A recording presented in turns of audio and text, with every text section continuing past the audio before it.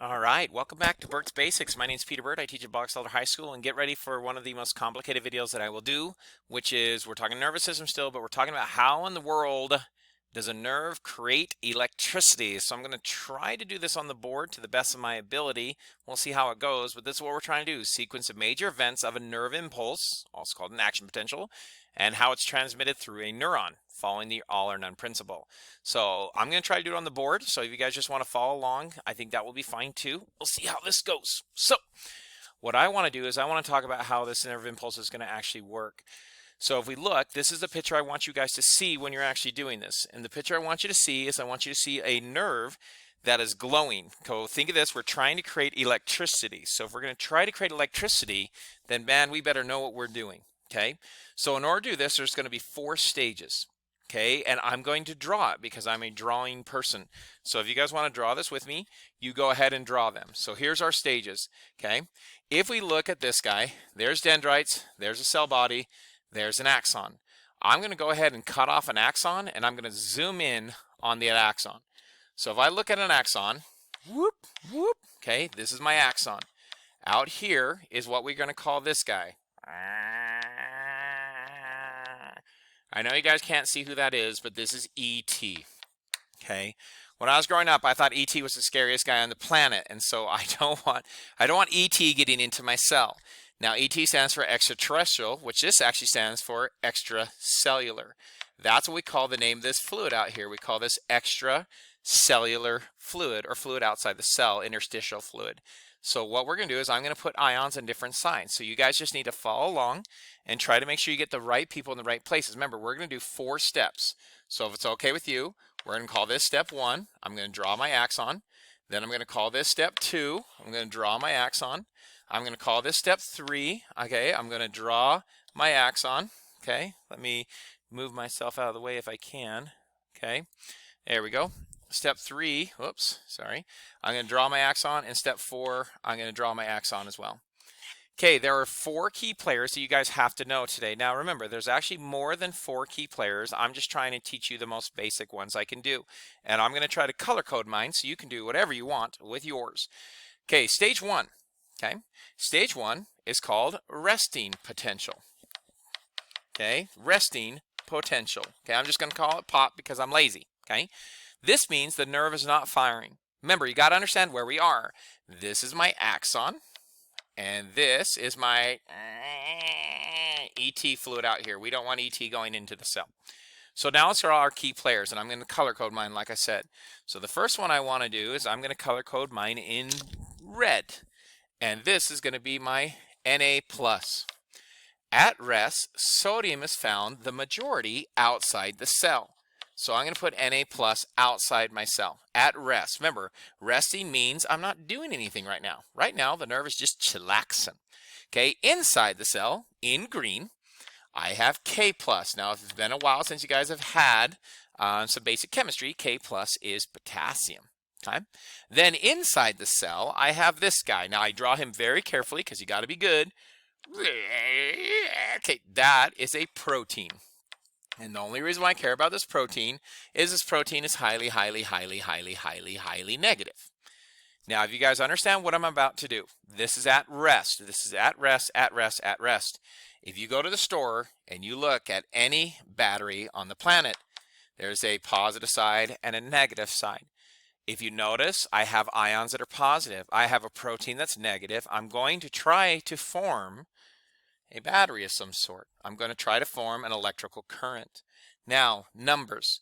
Right now at rest, there's a difference between this. Okay, there's a lot more negative inside the cell because of the protein.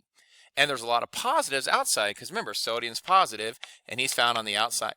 So at rest, this is told to have a charge of negative 70 millivolts. Now just kind of go with me for a second. This will make sense. That means at rest, we are all negative, negative, negative people. So if you look at my detailed notes for you, here's your detailed notes for step 1. It's called resting potential. There is a difference between the inside and outside. We're negative 70 millivolts. Okay, sodium ions are on the outside, potassium ions and protein ions are on the inside. Okay, so now let's go to step 2. Okay, step 2 goes by a couple different names, and some of you guys will struggle with step 2 because the names are kind of weird. So let me go ahead and give you the hard name first and the easy name second. The hard name is this one. This guy's called depolarization. Now, I know people don't like that, but you got to understand why they call it depolar in a second. Most books call this the action potential, which I like action pot a lot better because it makes more sense to me. So let's go and draw our key players. I'm not going to draw as many this time. We have potassium on the inside. Okay, we have my protein on the inside, who's highly, highly, highly negative. And then we have sodium on the outside, who is super, super, super positive. Now, he's begging to come in here. He wants to come in. He just can't. You guys got to remember, this is a cell, so this is a phospholipid bilayer. And last time I checked, he cannot get through the fat very well. So the only way he's going to get through is he needs a protein to come to allow him to travel. Right now, these protein gates are closed. When you guys take Weber, you're going to learn a lot about voltage-gated channels. Right now, all we need you to know is that he has to get in these protein channels, but right now they're closed until I get some action. That sounds horrible. Okay, until action happens. So what ends up happening, and let's say this guy steps on attack. Once he steps on attack, this is a sensory neuron. Remember, we're looking at an axon. It's got to tell the brain what happens. So as soon as I get a stimulus of any sort, okay, what will happen is these sodium voltage-gated channels will open. Now, last time I checked, sodium's positive. Oh, that's horrible. Okay, sodium's positive. Can't do that. So he's begging, begging, begging to come in here because the protein's super, super, super negative. So guess what happens to these gates? These gates begin to open and sodium starts to come rushing in. Now, at the beginning, the gates only open a little bit until I hit negative 55, which we will call that threshold in just a second. Once I hit threshold, now I'm ready to really go. And then the gates open all the way. And once the gates open all the way, sodium comes rushing in, sodium comes rushing in, sodium comes rushing in, sodium comes rushing in because he's super excited about coming in. Now you finally get to understand why they call it dipolar. This was originally negative 70 millivolts. But what's happening is I'm having a lot of pluses come into the cell. So if I have pluses come in, then see if this makes sense to you. It goes to negative 50, it goes to negative 40, it goes to negative 30, and it actually gets to 0, which is why we call it dipolar. Polar means it has two sides. Dipolar means it actually stops. And it gets as high as, you ready for this? Positive 30 millivolts. Okay, that's crazy. Positive 30 millivolts. That means that sodium came rushing in really quick. At positive 30, this is when we call it has its nerve impulse. That means when we go back to my last picture, that means now the nerve is glowing, firing. You have created an electric potential. You now have created a nerve impulse. Now, I have no idea how to draw a nerve impulse. I don't. So always when I draw it like this. Zing. Okay, that's how I'm going to draw a nerve impulse because I don't know how to draw it besides that.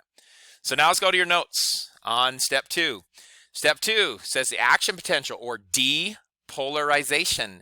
The membrane stimulated. Sodium gates open. Sodium comes rushing in because it's super excited to come rushing in. Gets to high as positive 30, but remember negative 55 is the threshold. So now let's go to step 3. Now step 3 is the killer. You guys ready for step 3? This will be fun, okay? Let me go ahead and get a new slide in here so I can draw this better. So let's go ahead and draw stage 3. You ready? Stage 3. So let's draw it. Right now it's chilling at positive 30 millivolts. I've already created a nerve impulse, which is what I wanted. I have sodium on the inside because he just came rushing in. I have potassium on the inside because he's there. The protein, he never really moves, so we'll just put him off to the side. So now you guys got to understand why stage 3 is so crazy. Stage 3 is called repolarization, aka get me back to negative 70 where I belong. Now, if you guys were in class, this is where I would trap you, okay? I don't know if you guys can see this up here where I am. Hello. Everything in your brain, if I was in class saying, hey, how in the world do I get back to negative 70? Everyone would say, oh, that's easy. Take your sodium and move it out. And then you get back to negative 70, which is a really, really good answer. Now get ready to be upset. In stage 3, potassium gates open. Potassium gets open, and then guess what? Potassium begins to leave. Now, he leaves for a couple reasons. Number one, there's very low out here. There's very high in here, so he does follow his gradient. It's hard for him to leave, though, because he likes the negative as well. So there's kind of a pull going both directions, but more of it leaves. So now if we look at this, let's go ahead and draw him. So what happens if I get all these potassiums to leave? What if all these potassiums start coming out of the nerve? Well, then guess what? I am going to come back to -70. But if you look, there's a severe problem, because look at my first picture.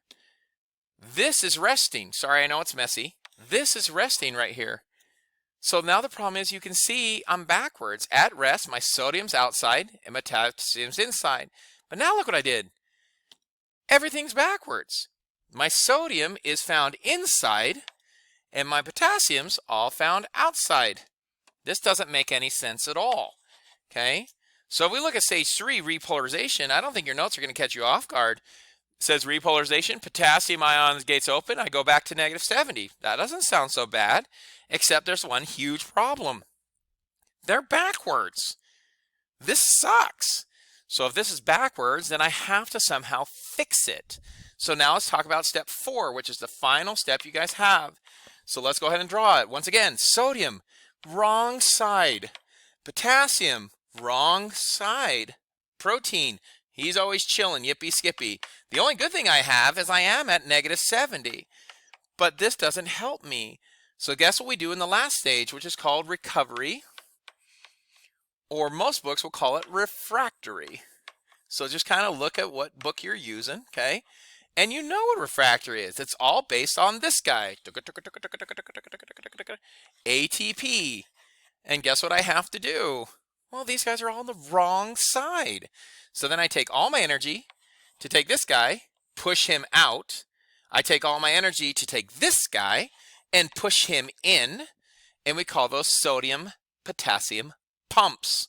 And it requires infinite amount of ATP. And then guess what happens? As soon as I'm done, it will go back to looking like this. It'll go back to looking like resting. So the question is, why in the world did we pump out the wrong guy here? Why did we do that? And this is a conceptual game that you have to understand. Okay? You pumped out the wrong guy because you got to understand how nerves work. In order for a nerve to send an impulse, sodium, let me put it in black so I don't confuse it, sodium has to come rushing into the nerve. The problem is sodium's already inside the nerve. They're on the wrong side. So guess what happens? Until I fix this problem, the nerve temporarily has to shut down. You know the answer to that question. You've known it your whole lives, okay? So if I go ahead and show you this drawing really quick, we're going to have to do 2 videos on this one. I told you this one's a hard one, okay? If I did this and I said, hey guys, this is a sensory neuron, everyone in class would be like, oh, sensory neurons, they send information to the brain, okay? That's what everyone's going to say.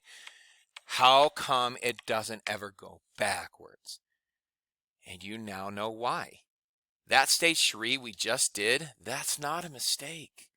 It's not a mistake. Now, did it cost me infinite amount of ATP? Well, absolutely. But the whole point of that is because now the following. If I have an impulse that begins to travel, it shuts down right behind it. And you know electrical current will take the path of least resistance. It makes it so the electricity can never, ever, ever go backwards. It can only go forward. Then it shuts down, forward, shuts down, forward, shuts down, so that the nerve impulse from sensory will go to your brain and spine. Now, in order to do that, how much ATP did that cost me? Infinite. Infinite. But then guess what happens? By then I'm recovered. So from now on, when you guys ever look at a sensory neuron, I want you to think of looking at it like this. Okay, this is the end of video 1, so everyone do me a favor, click on video 2.